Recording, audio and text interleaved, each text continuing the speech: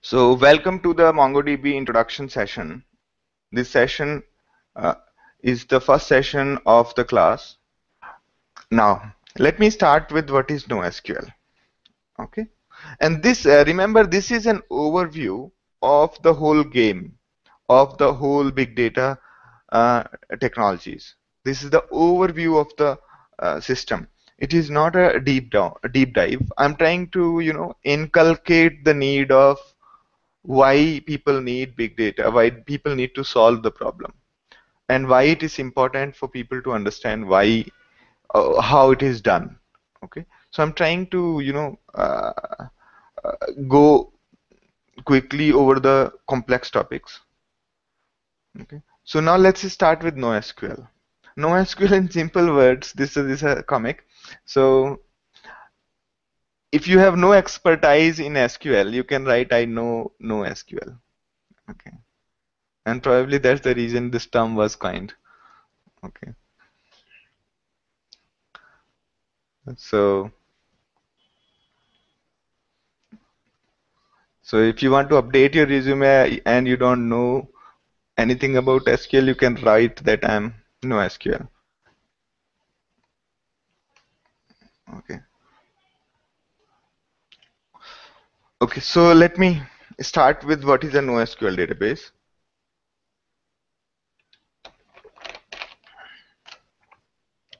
So as we said in the previous slides that we divided data across the network. So people divided the data in terms of key value, basically two column databases and across the network. And whenever they needed to join it, they'll just join it. And whenever they wanted to join it, they joined it based on keys. So they divided the whole data into key value pairs rather than multiple columns. First column is always a key, and second one is a value. So that's where the NoSQL was started. Okay. That was the point where Amazon came up with DynamoDB and they started because there was the traditional approaches were not working. Okay, so the rudimentary way of starting was a simple key value pairs. So, and after that, lots and lots of innovation happened, and there are, I mean, hundreds of such databases have come into the industry.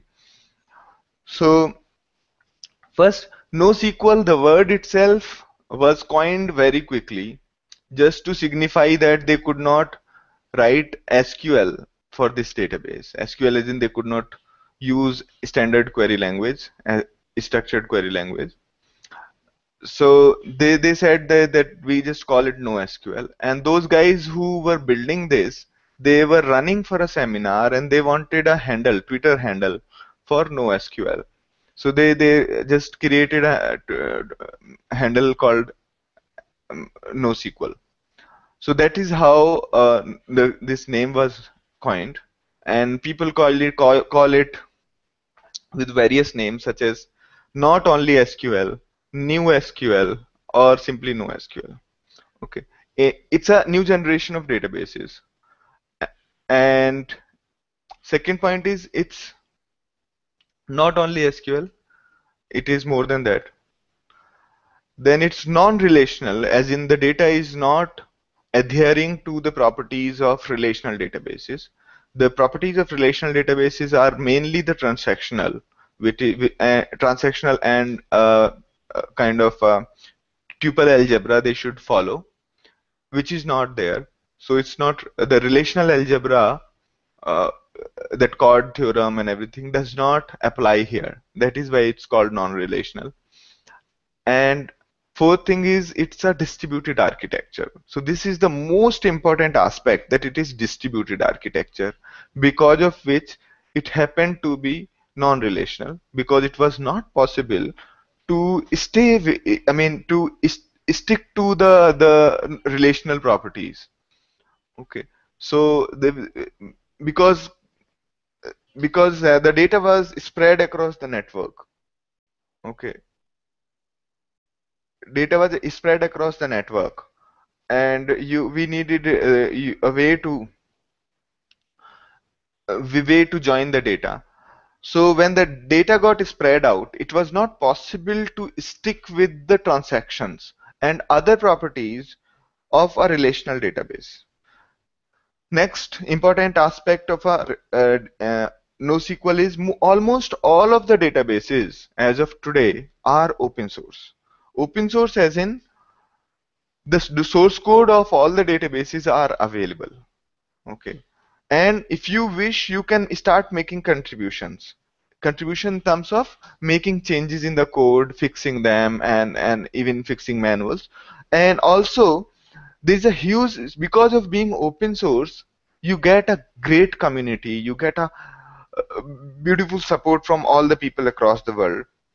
And NoSQL databases are horizontally scalable. Horizontally scalable as in today you are not able to cater to the users with 5 servers. You add one more server. Rather than upgrading your 5 servers by changing the RAM or changing their processor, instead you put one more server in line and make it 6 servers instead of 5. And had you been, upgrading your servers in the sense that you will go and increase everybody's hard disk and change the RAM or change the processor or change the hard disk from normal to SSD, that is called, if you try to do all of those, if you try to upgrade the hardware, that is called vertical scalable. So earlier we always followed a vertical scalable model where we will upgrade our servers when the new hardware comes into market. We upgrade our servers, throw away all our old ones or put them into non-critical use. But nowadays, the trend started with Google, where they started buying old hard disks from their university and then started connecting them together. So that model where you keep on adding more and more new machines into the network rather than upgrading existing is called horizontal scalable. Let me have a look if there are questions. Okay, good. Good, there are no questions. And then schema free, because it's non-relational, so it's not required that you create a table up front. Okay. Or if you are creating some database impose, some NoSQL impose table creation, but it's not necessary to create a column and you define the data type of column and those kind of things. It's not necessary. It's not necessary. And then easy replication. Easy replication as in it's basically you need not to put any extra effort to replicate your database. Say your one machine goes down, you need to move the data to another one. There should not be any other effort involved. So replication is part of almost every NoSQL because all of these are designed for distributed architecture.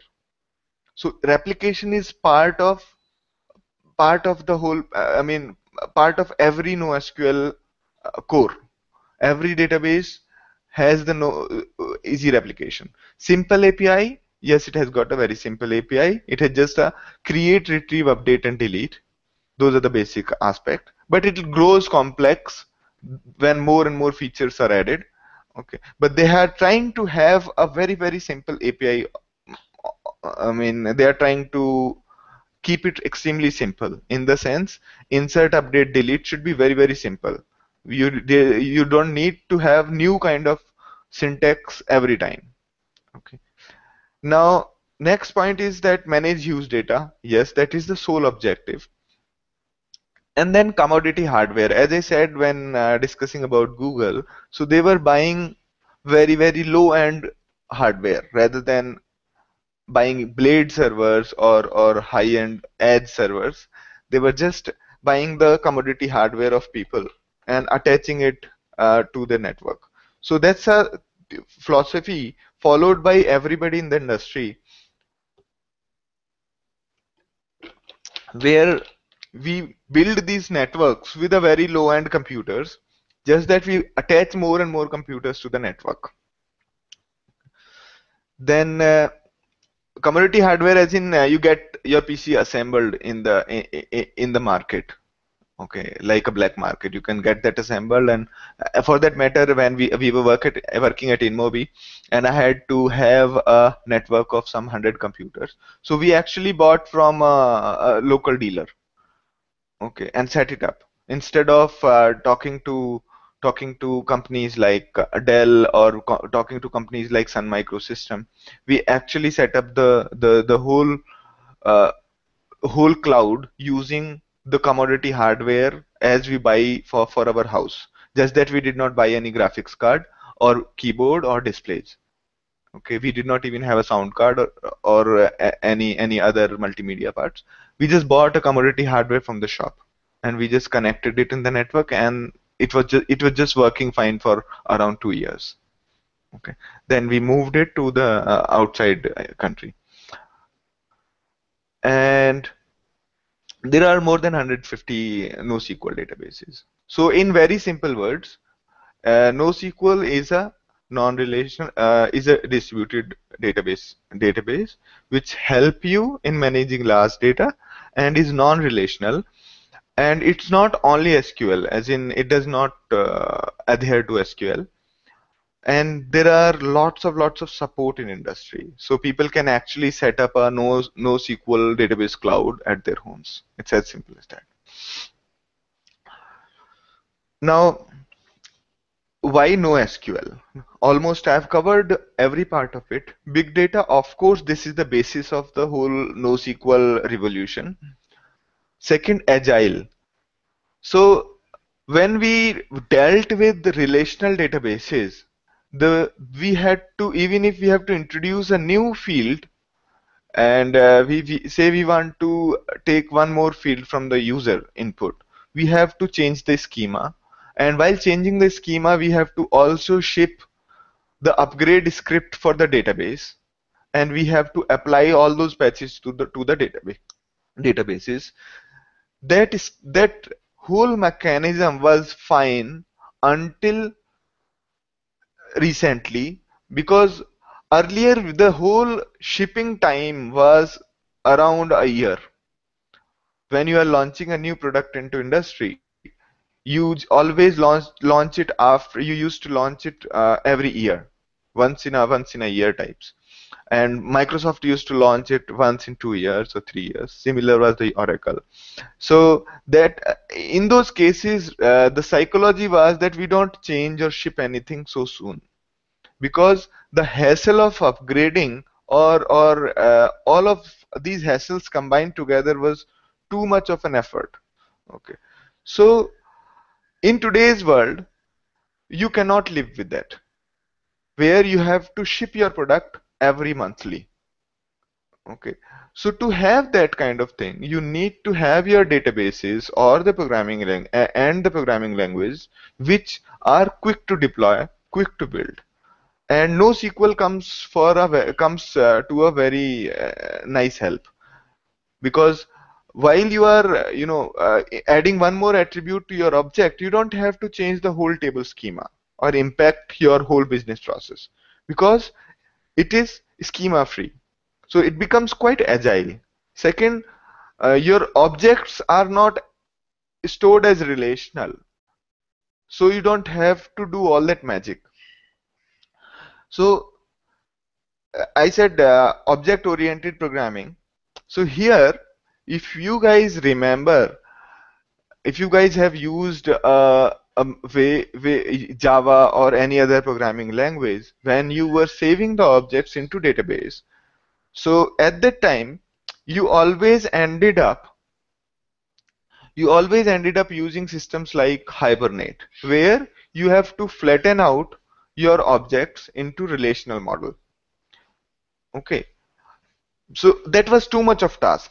You have an object, hierarchical object, which has sub-objects. Sub-object can have further objects, and all of those need to be flattened out. So it is similar to taking a square-shaped object and putting it in the round gap. And this is exactly was the problem of impedance mismatch. But NoSQL solve it very seamlessly by letting you store objects as is and letting you search on various object parameters. You can search for objects, sub-objects values, and that's something which is very interesting. Okay. Fourth aspect is high availability. Okay, high availability as in when you are handling a lot of load. In today's time, if you're launching, say, a simple product like form submission. Okay, so in form submissions, you have got 500 users, and all of these 500 users will sign up actually on the just last minute of the last date of submission. Okay, even though you have just got 500 users, your availability shoots up very high. Okay, in the sense that 500 users per second it becomes, because everybody will submit their form just on the last minute of the last date, and that's where the availability comes into picture. I remember discussing with couple of my clients at when I was launching my own company. So they could not even get a form submission in their college just because they could not provide availability. And availability used to be a very, very big challenge just because either database froze when you have 1 million queries in a 5 minutes window. Almost every database freezes handling that. Okay, so but NoSQLs come for that, basically that kind of attitude to handle big data and big number of requests. Scale out architecture. This photo, if you see here, this photo, it shows that we have added lot of kettles into the cart. And let me count. 4 plus 3 4 plus 4 8 16. So the total horsepower you're getting is 16 horsepower. Had you added an elephant instead of all of these cattle, you could have only got 2 horsepower. Okay, so this model is called scale out architecture, and tomorrow you need 2 more horsepower, you can add two more buffaloes in the front, and you can keep on increasing it. So this is the ideal example used by the guy who created Hadoop and distributed architecture to tell what does it mean by scale out architecture. You do not wait for your kettle to grow big, or you don't buy a bigger kettle. Instead, you just add more animals into the same cart to pull it. Okay, when you have to handle more load.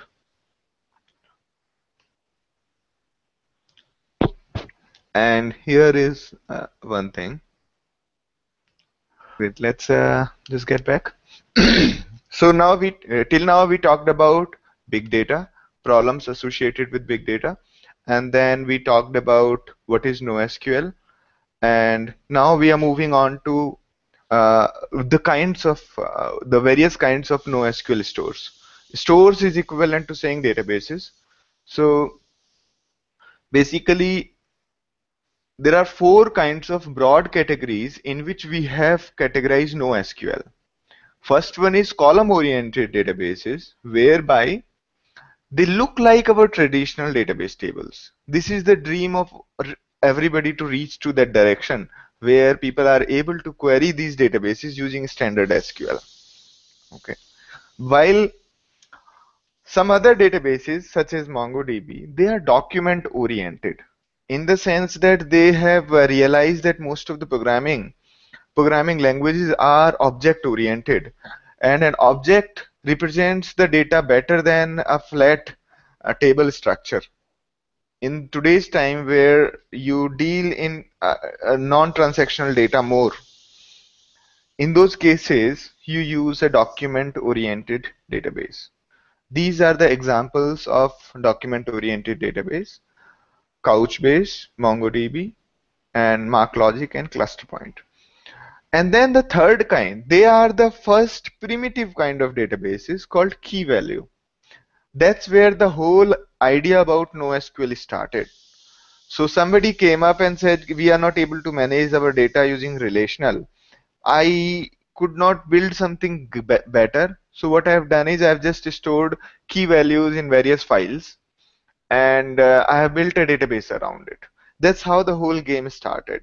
So the first one to do this was Dynamo, and then Redis, then Memcached, and all sorts of databases. But interesting part is whether it's column oriented document, everybody is having a key for the row. Okay. Unlike our database where it's optional to have primary key, it's optional to have a primary key. In case of uh, these NoSQL, every row has got to have a key, because since it's distributed, the distribution happens based on the key. And that's the reason why each of the NoSQL is supposed to have a key. Similar to what we have in object-oriented programming, a pointer which points to an object. Okay. In the similar manner, we have a key which always is unique across all the objects in a particular table. And table is named as other kinds of things. So let's have a look at what does it mean by an object. So object I am using interchangeably with document. Document does not mean a Microsoft Word document. It means an object and a complex object. Okay, let's have a look at the photo on the right hand side, which says that TV shows, there are many TV shows has many seasons. Every season has many episodes. Every episode has many reviews and many cast members. Okay, so this is a complex structure to represent TV shows. Okay, so if you have to do it in RDBMS, you will be creating at least how many? 3, 5, around 10 tables, because one table for the values and one table for the mappings. Okay, so and here you will be just creating one table containing all the TV shows and sub-object, sub-sub-object inside that. Okay, that is what is a document-oriented database. While in I missed to describe this photo. In column-oriented database, they look like database table, but each row is not bound to have the same set of columns. Okay, unlike in our database, every row when we are putting values, you have to put some value or null in that row. So like if you see in the photo, the first photo, if you see here, first row is having one column, second row is having three columns, and third one is having two columns. And it can vary.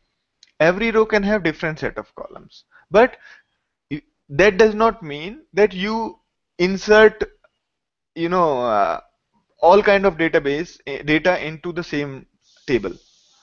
Each row can have different set of attributes, but it does not mean that you just put completely different objects together.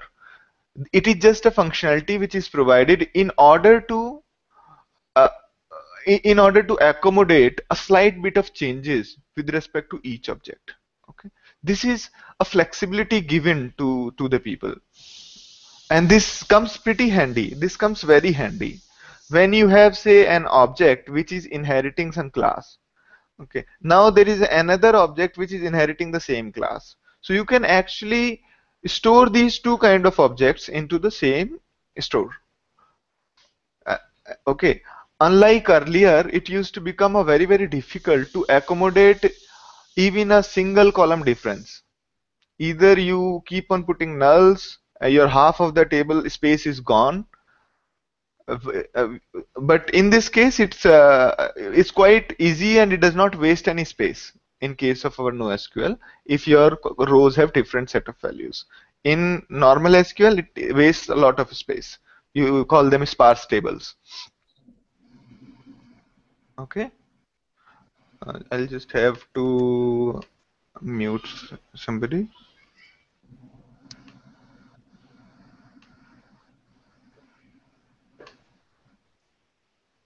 Great. And because somebody just logged in, so everybody is logging in by default in a unmute mode. Hi Ritesh Negi, and although it's middle of the talk, it's not a problem. So we were describing what is NoSQL, what are the different kinds of NoSQLs in place. We talked about two NoSQLs. One is column oriented, whereby they look like traditional tables, but each row can have each row can have different set of column values. Second one is a document, where we try to store the document objects. And third one is a key value pair. They are plain simple vanilla values.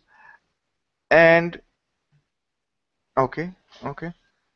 So Bhagwati has got a very good point. He says that could you use an example for these types? Okay.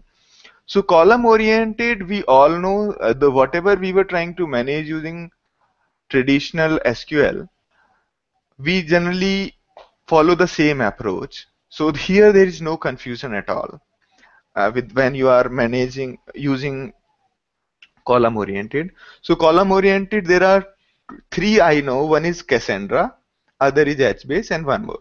So column oriented is standard like an Excel sheet where you keep on putting values. The only difference is each row is supposed to have a key. Second, each row can have different set of values than the another row. Although they belong to the same table, they can have different set of values. This is a functionality provided in order to accommodate minor differences between various objects, various rows. And this is quite useful. But and most important part with respect to column oriented is that there are drivers available for all of these databases which can give you complete SQL kind of functionality, as well as when you are using with the programming language such as Java or Python, Perl, or any other programming language, you get a driver which you can just replace with the standard with the previous driver. So just by the changing of driver, you can start storing the data into NoSQL instead of changing all of your code in order to accommodate a new database. Okay. And column oriented, the big table from Google is also column oriented. Okay. Now second point is the document one. So first one, there is no confusion, right? Okay, column oriented. Cool. Now let's talk about document. So say you want to store all the TV shows, the information about TV shows. So in the standard mechanism, what will you do? First, you look at this photo.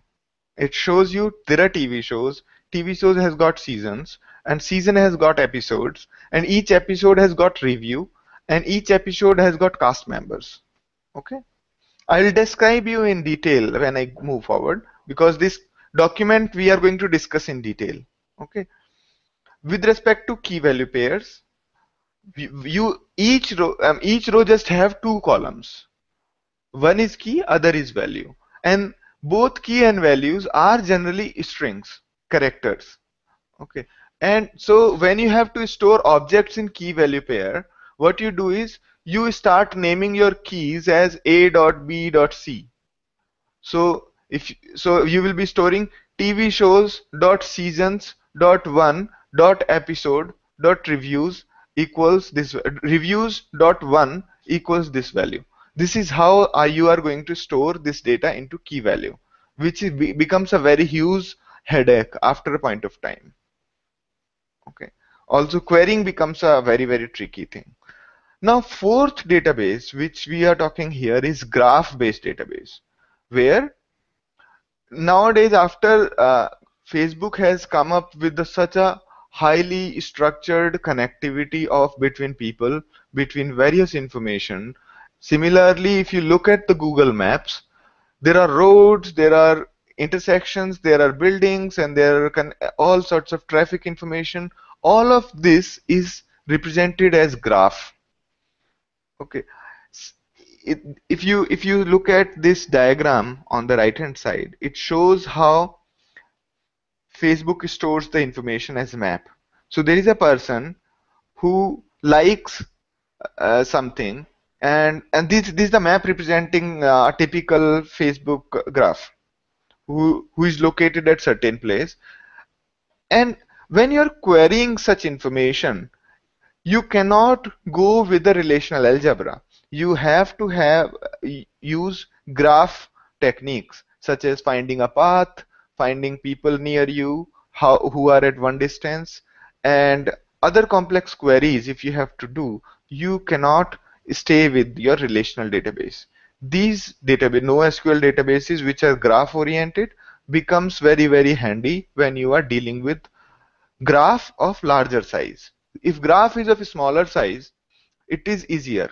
And to be very open about graph databases, if you are writing any algorithm related to graph by yourself, it is generally in the quadratic time, meaning if 100 people, if finding the map between 100 people was taking 60 minutes, okay, the the querying of 200 people is going to take 4 hours, not 2 hours. So most of the graph algorithms which people write are actually very uh, resource intensive, and that's where the graph database come into use. Okay, so out of these 4 databases, we will be discussing document oriented database, which is MongoDB, which is quite popular in industry and is quite useful. I'll describe you why it is useful and the various features it provides. Okay, so I'm moving ahead. Okay, before I move ahead, I want to get the questions because we have got 1 hour left, 1 more hour left, and we have got some 17 more slides, 15 more slides. Any other questions till now you have?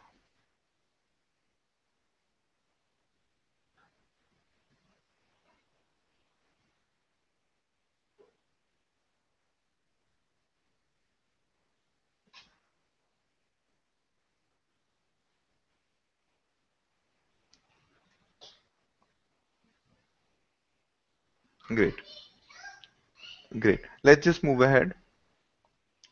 In very simple words, this is the analogy between. Just a second, I'm getting emails.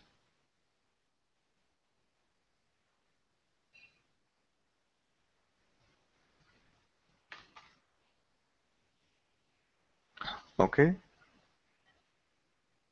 great. So let's talk about NoSQL versus SQL.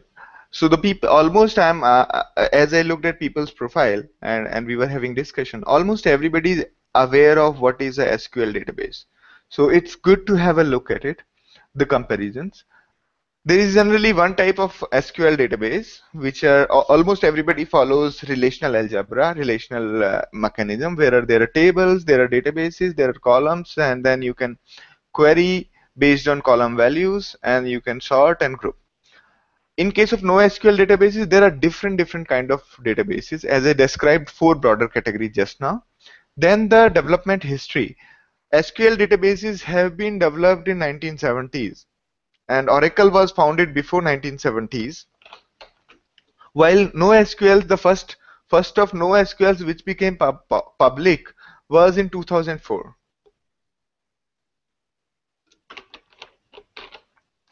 Then uh, then the examples of SQL databases. Examples of SQL databases are we all know MySQL, Oracle, Microsoft SQL, Postgres, and lots more. While NoSQL databases are examples are MongoDB, Cassandra, HBase, Neo4j, DynamoDB from Amazon, and Bigtable from Google. But those are proprietary, so those are not available to the public. Data storage model. In case of SQL, it's relational, and in case of NoSQLs, it's different. It's different. And schemas, NoSQLs have no rigid schema, but standard SQL databases are almost all have the rigid database schema. you have to define the data type upfront. But in case of NoSQL, the schema is dynamic. Scaling is vertical, as in when we have to perform better, I mean, when the load increases, we have to upgrade the hardware. And scaling is horizontal in the sense that we have to, instead of upgrading hardware, we just add more computers to the network. Development model is generally mixed with respect to SQL databases, while it's open source for all NoSQLs. The standard SQL support ACID properties, as in the transactional properties. Okay, and which is we all know, right? So, and with respect to NoSQLs, the transactions are at the document level versus, I mean, the transactions you have to, there are customizable transactions. Okay, I'll describe you why there is a difference. I'll describe you in a couple of minutes. Then data manipulation using SQL is state SQL, but here there are different APIs and different command lines that I'll describe soon. And consistency can be configured for strong consistency SQLs, while it depends on product, depends upon, in case of MongoDB, it depends on how you are querying it. If you want consistency, you take consistency. Otherwise, you just consistency is something you put in your query. When you are querying database, then you put in the query key, I want the results to be consistent. I'll describe the definition of consistency in a minute in the next slide. So before I move forward, I don't think anybody is having questions. So at this slide, you will have lots of questions, I'm sure. So here we discussed in the previous slides that NoSQLs do not guarantee ACID properties. Okay, they do not guarantee the transactions per se. So why is it so? Why is it that NoSQL databases which are distributed are not able to adhere to the ACID properties? The reason was given in by one of the researchers called Brewster, Brewestr, that in terms of CAP theorem, out of the three things, consistency, availability, and partition tolerant, you can only get two, not all three. Okay, so what does it mean by consistency? Whenever you are putting data into the database and you are getting the data, retrieving the data, it should be exactly what you have written. It should not be older version. If you are getting older version, we call it database is not consistent. Since you are getting the data which is older than what you just put, or say I am putting data into a table and you are retrieving it, I just put it 1 milliseconds before you retrieved, and still you got the older data than what I put. So there was a value called the name was say cap in a database. We have put it somewhere as cap. I overwrote that value with hat, while when you retrieved after me, you still got older value as cap, not hat, which means that the data is not consistent. So this property of the database to provide exactly the data what the person who wrote just before you is called consistency. Okay, now the second point is availability. Now in case of availability, it's a guarantee that the server is available. If there is a request, it has to be answered. This is called availability. Can we guarantee that availability? That's the property of the database. Now third one is partition tolerant. Given a network structure, given the resource, say you have n computers connected to a database who are serving. If you delete any of the nodes or disconnect any single node, it should not make your database database unavailable. Okay, so if your database becomes unavailable on killing one server, it means your system, your database is not partition tolerant. So these are the three things. First, consistency. You got what you wrote. The second, availability. The system is able to respond to all requests in time. Third, partition tolerant. Even if one server goes down or one hardware goes down, the system is still available. This is the more number of servers you can kill without impacting your whole database, or the more hardware it can tolerate, the missing hardware it can tolerate, the more partition tolerant it is called. Okay, so CAP theorem says that none of the database in the world can provide all these three at a time. We are not talking about SQLs alone. We are talking about anything, any database in the world cannot guarantee all these three things. Okay, you can also think about in your real life, if you are trying to do all these things together, you want to respond in time, you want to be consistent, you may not be able to cater to each and every request you get. So this is what CAP theorem mathematically tries to prove, that you cannot give all these three things. You can have only two out of these three things. And this diagram on the right hand side shows you what are the various kinds of database who lie in what zone. So Bigtable lies between consistency and partition, but not availability. And so none of these databases which give this idea lie in the center where all these three things are overlapping. All these three circles are overlapping. So this is more or less CAP theorem. Let me also show you one more diagram. This diagram. So there was this machine. A user was trying to write while B user was trying to read. Now this is a single machine. So whatever this guy is writing, he will get, second one will get that answer very, very quickly. And hence the database is called consistent and available, because whatever request one person sends, the other one will get.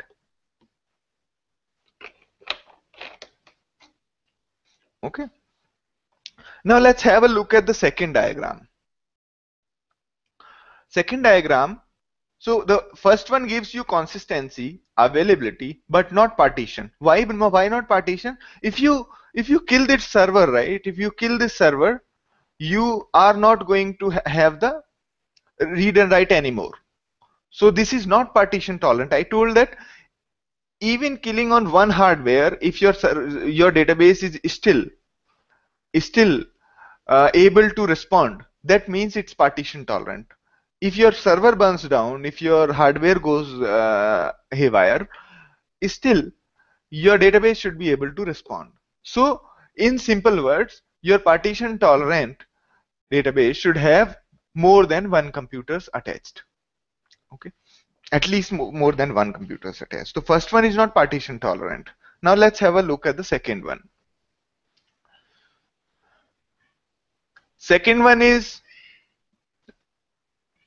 in the second one, let me describe what it does. So this person on the right is trying to write the database to one server, which is getting that replicated to another server automatically, and then the person A, the first one on the left, is reading that data. So this is what is happening. So this person is writing the data, and here it goes back. Now look at it. This person wrote the data here. It will take say 1 minute to come here, and then it will reach this person. So if there is a difference of 1 millisecond between this person, the person A, the person on the left, will keep reading the older data for next 1 minute, and then it will receive the new update. And hence this kind of structure is called inconsistent. This kind of structure is called inconsistent. Okay, but this structure, this architecture is able to respond to the people's request, because if one server gets deleted, this person will start reading from the first one. So it's partition tolerant, and it's available in the sense that when the all the time there is no bottleneck with respect to resources. Okay, now let's move to the second diagram here. In the second diagram, there is a single server on which there is a which everybody is reading. Okay,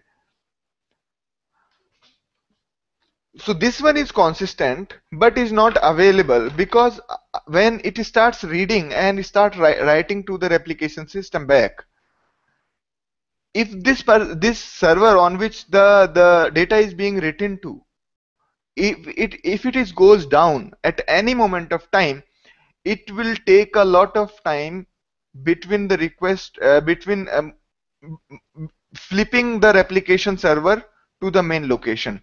If this server is going down, it will take a lot of time for this to come up here. Second, during that time these request and response are down. Okay, so this is what an architecture which is consistent but not available. Also, this resource is always scarce because people are writing to it and reading from it. But this is partition tolerant in the sense that if one of the server, this server is deleted, the system is still keep functioning.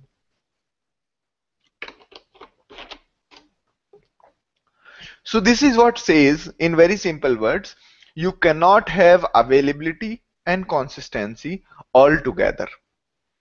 Okay, you cannot have availability and consistency all together.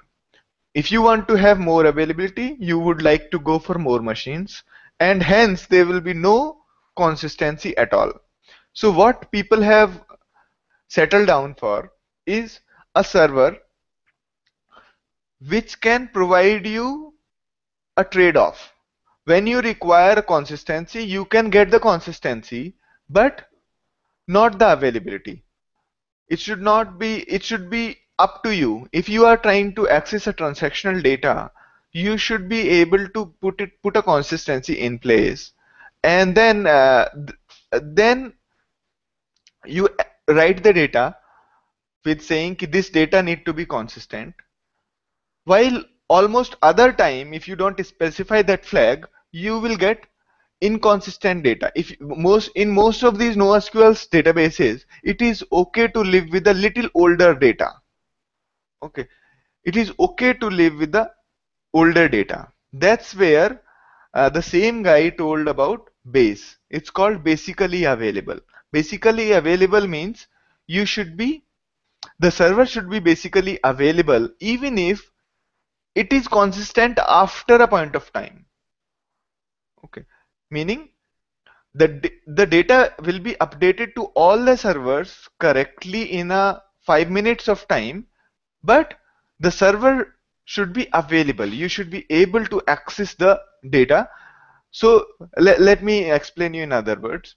Even if while searching on Google you get a little older website, okay, but you should get results. So that is the whole philosophy behind basically available, and eventually consistent databases. So the availability has taken a priority over consistency, and consistency is tunable. The moment you need database, say you are writing a financial data or reading a financial data, there you demand consistency, and database should be able to provide. MongoDB guarantees that kind of thing, where if you demanded consistency, it will give you consistency at the cost of availability. While you are writing this set of columns, this may not be available to the other requests. Okay, so this is another base compatibility theorem which Brewster came up with. It is opposite of acid, and it was actually, now consistency. All the SQL databases are with a strong consistency, while NoSQL databases, it depends on the product. In case of, and most of the NoSQL databases, they have settled down for eventual consistency, or a theorem called Bayes theorem. We'll come back to that in a minute. And data manipulation, in case of NoSQL, it is through the object-oriented API. When we talk about, okay, CAP theorem. Here, when we were talking about our supports transaction part, here it says acid, and here it all depends, right? Which means that the kind of consistency, kind of transactions or kind of uh, acid properties which SQL databases were promising, NoSQL databases are not able to promise those kind of transaction properties. None of AC, ID, that all of those four properties, the NoSQL databases are not able to provide. And why is that? Okay, why is that? So Eric Brewster came up with the theorem called CAP theorem. You have three things: cap, consistency, partition, and then availability. Out of these three things, only two can be promised, not three. At most, two can be promised. At most. Okay. All three cannot be promised by any databases. Right? Now, let me first define what does it mean by consistency. Consistency means that when you write the data and read the data, uh, no matter how do you read this data, whether, so you just wrote a data and you're trying to read it just after a half millisecond, no matter what, you should get exactly the data you wrote, or somebody else wrote some data, you should get exactly what they wrote, just a half millisecond before you. Okay, so that is called consistency. Okay, now second part is availability. Availability means a guarantee that every request from the user will get a response. Okay, that is called availability. Every request from the user will get a response, whether it was successful or failed, but they should get a response. That is called availability. It should not get unanswered, or people should not, their connection should not drop at all. That is, if you are able to provide it a complete guarantee of the service, then you are saying that we are available. Our server is 100% available. Now, partitioning tolerance, meaning in case one of the nodes go down in your network, can your system still survive? So out of these three things, you can only promise two. Okay, that is what CAP theorem says. Consistency, meaning what you got in reading what you actually wrote. You got what you wrote. Okay, exactly what you wrote. Okay, there is no change at all. You are not reading older data, you are reading what you just wrote. That is called consistency. Now availability is uh, basically, even if one, availability meaning that every time this request should be answered. Okay, it should not be either timeout, or there should not be any kind of connection drop, or too much of wait. Okay, that is called availability. If you are waiting in the queue, that's also hitting on the availability. Partition tolerance, as in there should be two computers. There should be more than one nodes, and even if one of the nodes in your network go down, there should be somebody to take care of it. Now, this is too much of theory. I'll show you a couple of diagrams that will make it very easier. Now think about a system in which there is only a single node, single computer. the person who is reading from it and writing from it, okay, it's only reading from the same computer. There is one person who is reading, the other person is writing. Both are doing it on the same computer. Okay. Now it might be quite consistent, and it but it is not partition tolerant. Meaning, in case this computer goes down, both of these users will go angry. They will not get any data, read or write. So that means it is not partition tolerant, and also this system is not really available. Meaning that one person is reading to a file, so if a person is reading to a row, writing to a row, then the other person will not be able to read from that row, which means that row access is not available for some time, and hence it's not greatly available system. Now let's think about another system. Another system, second one, which has got two computers. Okay, every writes are going to the right hand side one, while the reads are happening from the left hand side one. Okay, so the user who is writing to the data will write to this computer here, and the reader will read from it. Can you guys see my cursor here? Okay, okay, great. So the writes will happen to this machine, reads will happen from this machine, and in the meantime, the data will go from here to there. Now, this system is really nice, meaning that it has got availability. While one person is trying to write, the other person is reading the data happily. Partition tolerant. In case the second server goes down, the first one will start reading from this first one, or this one goes down, he will restart writing the second one, which means that there is a decent enough partition tolerance. But imagine that this guy just wrote a data now, and just half a millisecond another user tried to read the data, same data, but from another computer. Now this, till the data reaches from first computer to second computer via replication, this guy will keep on reading the older version of this data, or will keep on getting no data found, because data has not reached here. So this system is not consistent, because people are not able to get what they wrote.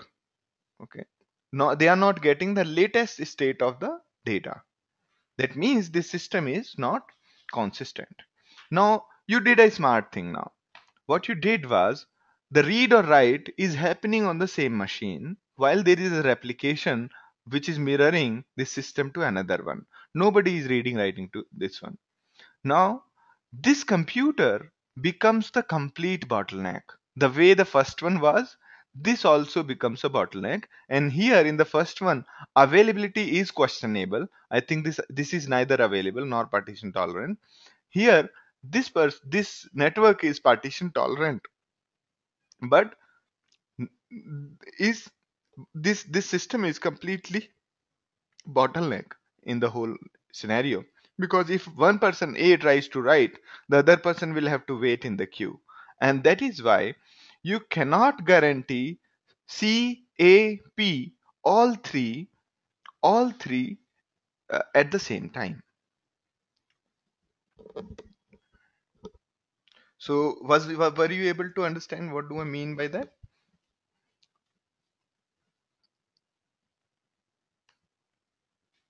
Okay, great, great, great. So most of the people are basically fail to understand CAP theorem. That's why I drew up this diagram, which actually works well. Okay. So this diagram basically says that you can only guarantee at most two things. In this network, you can only guarantee two things: availability and partition tolerance. And here you can only guarantee uh, you know consistency and partition tolerance. And here you can only guarantee consistency. Here this is availability is also not there, because this guy is the bottleneck, and partition tolerance is also not there. Okay, so this is what it is, right? So in the way, in case of MongoDB, it will be a combination of these two models on the right hand side, where there will be these kind of model and this kind of model. So most of the databases have settled down to base. Base is basically available. Okay.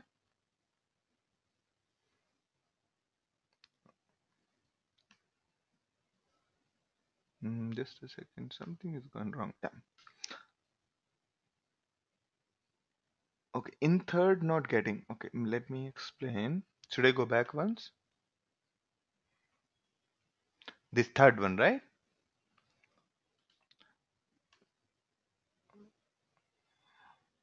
In third, not available.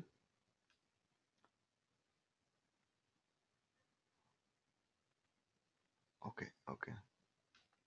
Right here, here. All right. When we say not available, what does it mean? Because when both of these persons are trying to read or write from the same machine, so that machine is becoming the bottleneck. Or there is another bottleneck which says that when person A is also writing to the same row as person B is reading from the same row, so the writer will have to wait till the reader finishes. Okay. Or other way around. So one person is blocking the other one, and hence the system will become unavailable in case of load. In case this load increases and there are multiple people who are waiting, so there are high chances that this will not be able to service all the request in time, or service the huge number of requests. And that is why such kind of system where a single machine is a bottleneck will become the right. That's what I was saying, that there is a, here you need to mark it. Here there is, I need to mark it non-available also. The first one is neither available nor partition tolerant, right? Okay. So Wahid question is, then what is the use of second system? This one is the most tolerant system. Okay. You might get a little stale data.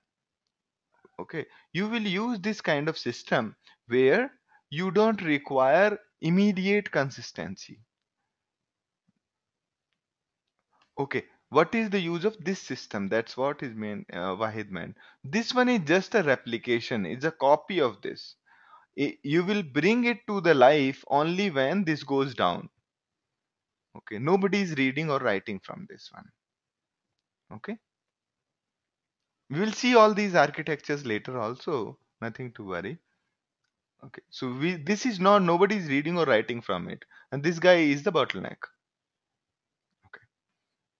So these are basically very oversimplified diagrams to explain the CAP theorem. Okay. Now let's talk about base. Okay. Now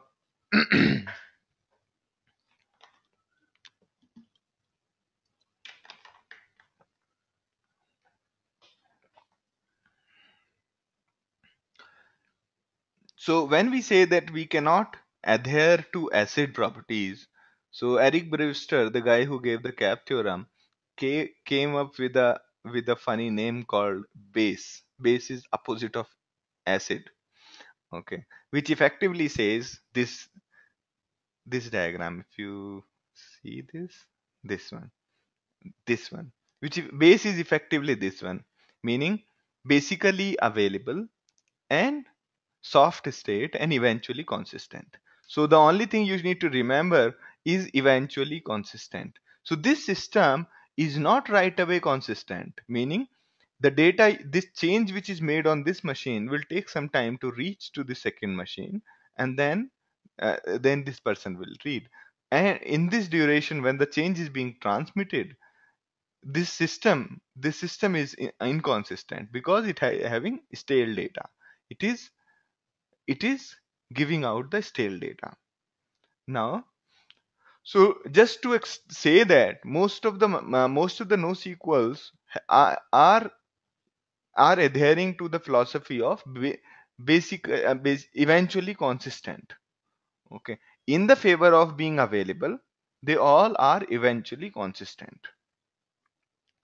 So, and I mean, base is exactly saying same thing, that we are basically available. Our machines are basically available. Soft state, as in the state is changing over the period of time because it's moving to the eventual consistency, and they will finally become consistent. And that's what is base means. So most of NoSQL databases, they mean the they need they mean to adhere with the soft I mean base theorem. Okay, if you want to gather more details about NoSQLs and big data, you can go there.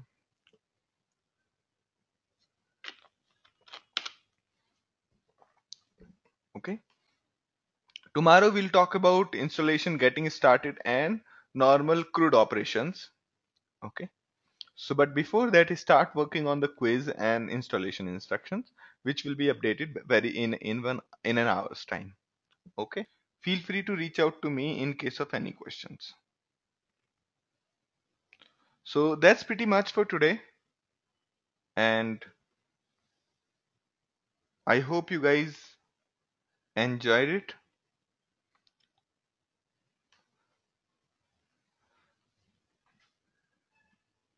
See you tomorrow then at the same time, and probably the URL for the meeting will remain same, and I'll check it again. Okay, so the URL most likely is going to remain same, and then see you tomorrow. All right. Okay, bye bye. Bye bye.